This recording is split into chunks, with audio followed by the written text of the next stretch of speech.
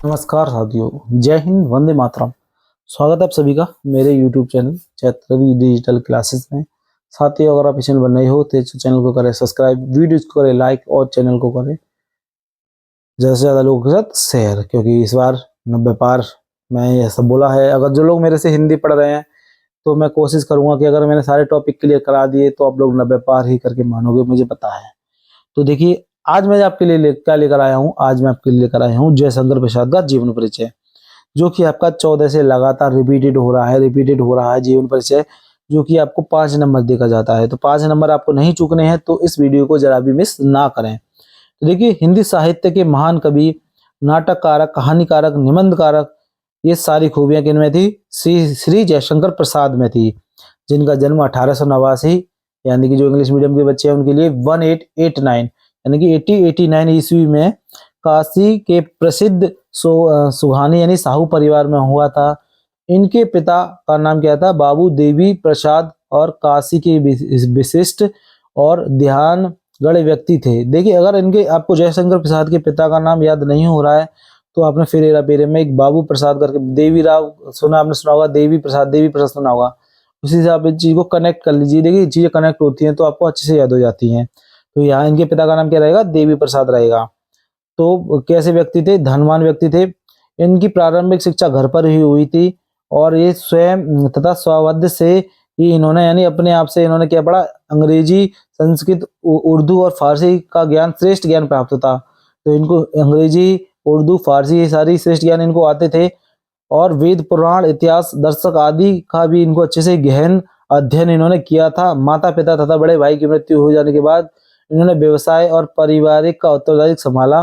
देखिए, जब ये ज्यादा एज के नहीं थे तभी इनके इनके घर में इनके माता पिता और बड़े भाई की मृत्यु हो गई, और इसके बाद इनके ऊपर सारा उत्तरदायित्व आ गया। युवा अवस्था में ही भाभी और एक एक के बाद दूसरी पत्नी की मृत्यु होने के बाद इनके विपत्तियों का पहाड़ टूट पड़ा।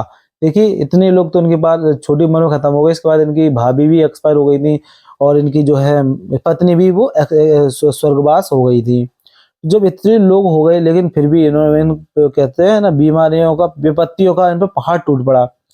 फलत क्या हुआ? विवाह पालने के साथ झुलता यह परिवार का ऋण के बोझ में दब गए, यानी परिवार के कर्ज में डूब गए। इनकी विषम परिस्थितियों में जीवन भर संघर्ष करना पड़ा, और ऐसे आदमियों को जिंदगी भर संघर्ष ही करना पड़ता है। उन्होंने जीवन भर संघर्ष ही किया, लेकिन इन्होंने हार नहीं मानी और निरंतर साहित्य सेवा में लगे रहे, और साहित्य में कुछ ना कुछ लिखते रहे।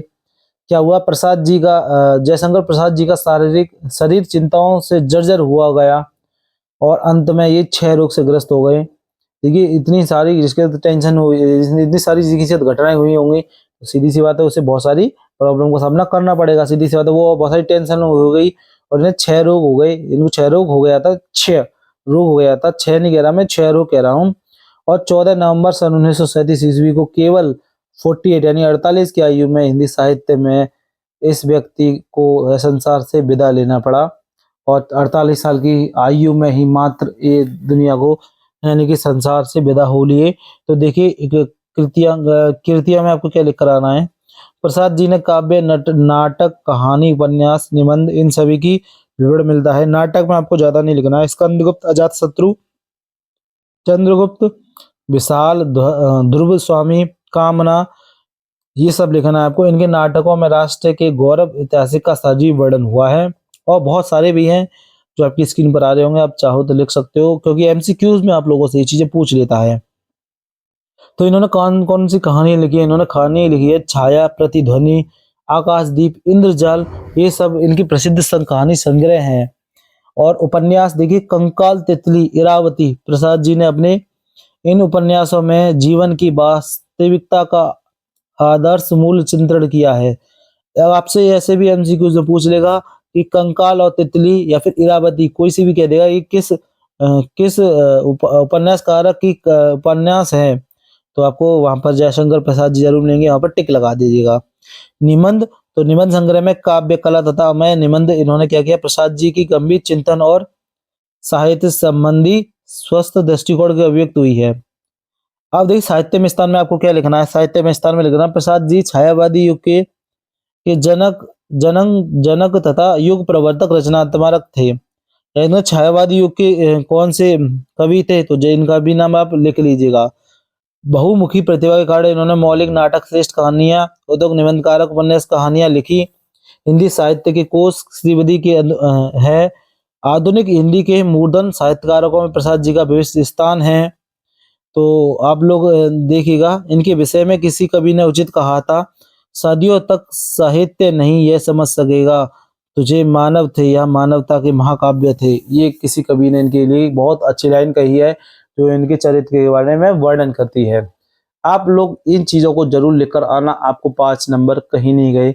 इसी के साथ मैं आप लोगों से विदा लेता हूँ, मिलता हूँ आपसे अगली वीडियो में। जब तक के लिए नमस्कार, जय हिंद, वंदे मातरम, राम राम, टाटा, बाय बाय।